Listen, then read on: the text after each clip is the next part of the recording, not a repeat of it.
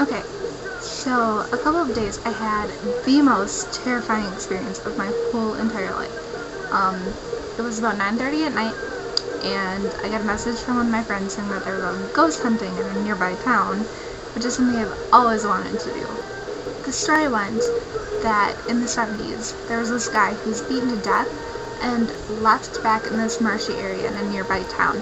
And supposedly, you drive down this really creepy gravel road and go to the end and turn around and park your car, turn everything off, and you sit there for like 10 minutes, and he's supposed to start like appearing to you and trying to communicate with you and stuff.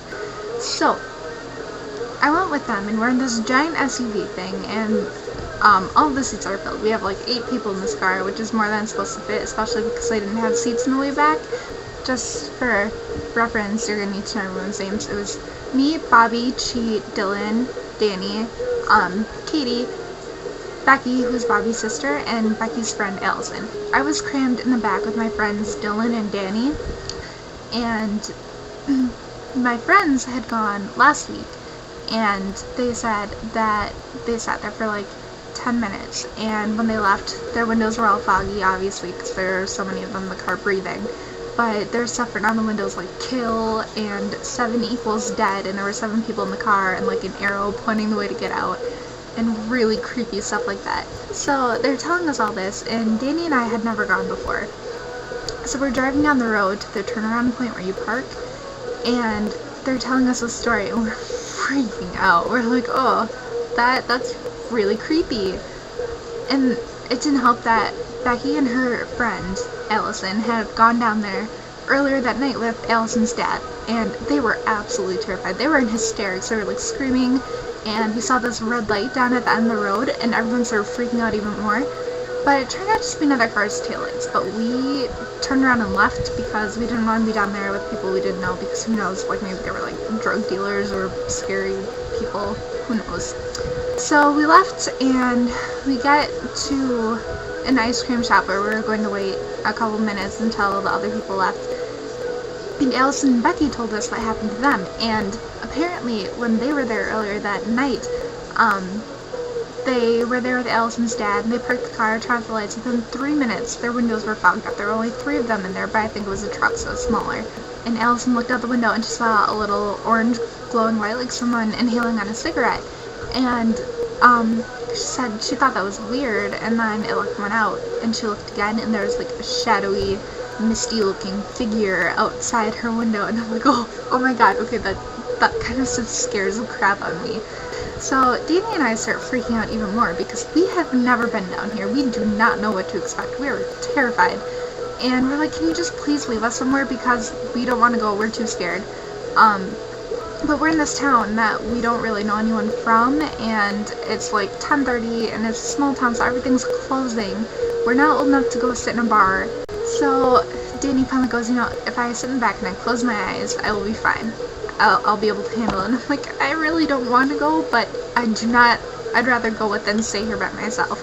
So we all cram in the back, and we're all like clutching hands, and I'm shaking so bad at this point. And like, we go down the road, and there's no one there this time, so they turn around so that we're facing the way we come, so if we get too scared we can just floor it out of there. We turn everything off, and we're laying there, and it's dead silent except for like this rhythmic tapping sound that we hear from like underneath the car, and my head is like pressed to the bottom of the car, and I'm like, oh crap, does anyone else hear that? And they're like, yeah, it's just the car cooling off, don't worry. But then we started hearing stuff like squeegee kind of noises, like a finger dragging on wet glass almost. And Bobby and she wanted to get out of the car. I was so terrified though. I'm sitting back there, I'm like, you guys, could we just leave? I don't want to be here. I don't like this. I'm not okay. Can we just go? And everyone was making fun of me because nothing was even happening. And finally, we'd been there for like 10 minutes, and finally they're like, okay, nothing's happening, let's just go. And the part where we parked was really like densely forested, so the moon didn't really shine through at all. It was pitch black back there. But as soon as we got to a point where you could see the moon through the trees and you could see the windows, like we all looked around looking at the windows because he's supposed to write stuff on your windows.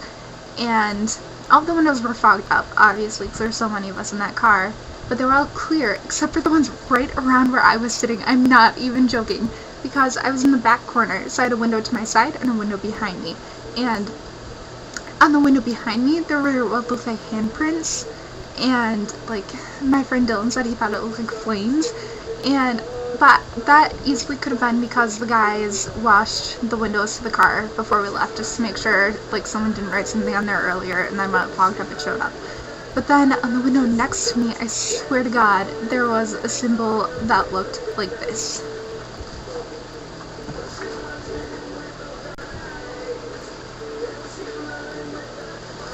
I don't know what that looks like to you guys, but to everyone who was in the car with us, it looked freakishly like a scythe. Like one of those big curvy pointy things that the Grim Reaper carries. And the only stuff that was on the windows of the car was around me, the most terrified person in there. Never going back.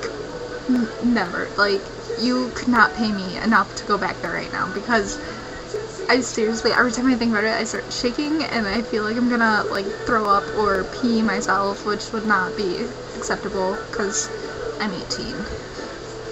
Can't really get away with that after you're 4. So yeah, that was the most terrifying thing that has ever happened to me, and I want to know, what is the scariest thing that has ever happened to you?